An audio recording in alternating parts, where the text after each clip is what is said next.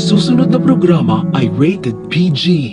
Ito ay nangangailangan ng patnubay at gabay ng magulang para sa mga batang manonood.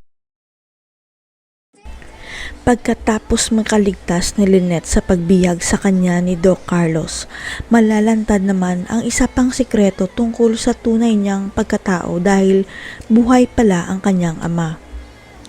Patong-patong na mga kaso ang kinakaharap ni Doc Carlos sa paslang niya kay Irene at sa pagkidnap sa asawa niyang si Lynette at siguradong mabubulok na siya sa kulungan. Sapagkat sinisigurado ni Attorney Constantino na mabubulok na sa loob ng bilangguan si Doc Carlos dahil matibay ang hawak niyang mga ebidensya laban sa kriminal. Ang buong akala pa ni Doc Carlos, si Attorney Constantino ang magtatanggol sa kanya matapos niyang ibunyag lahat ng kanyang pinakatago-tagong sikreto, pero nagkamali pala siya. Sapagkat si Attorney Constantino mismo ang magpapakulong kay Doc Carlos dahil sinaktan nito at pinahirapan ang buhay ng kaisa-isa niyang anak na si Lynette. Sa pagsagip kay Lynette mula kay Carlos, magpapakilala naman sa kanya ang tunay niyang ama dahil ang hindi alam ng lahat, si Attorney Constantino pala ang tunay na ama ni Lynette.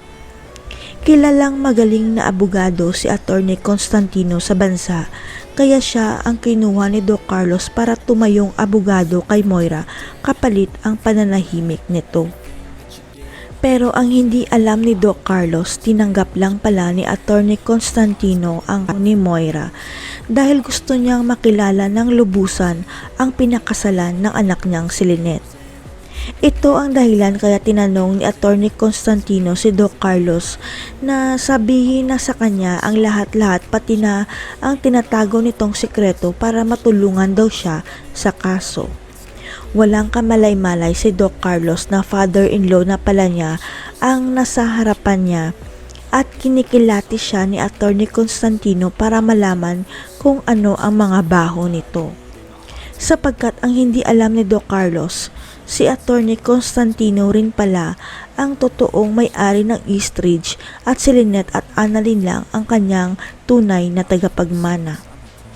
Lingid sa kaalaman ng lahat na buntis ni Attorney Constantino ang nobya niya noong kabataan nila at si Lynette ang naging bunga kaya lang inabandona niya si Lynette at pinili ang karir niya. Kaya ipinapangako ni Attorney Constantino na babawi siya sa kanyang anak na si Lynette at sa apo niyang si Annalyn para mapatawad siya at matanggap siya bilang tatay at lolo nila. Babalik kaya si Annalyn sa Eastridge dahil ipapamana rin sa kanya ng lolo niya ang ospital. Ano kaya magiging reaksyon ni Lynette na buhay pa pala ang kanyang tunay na ama?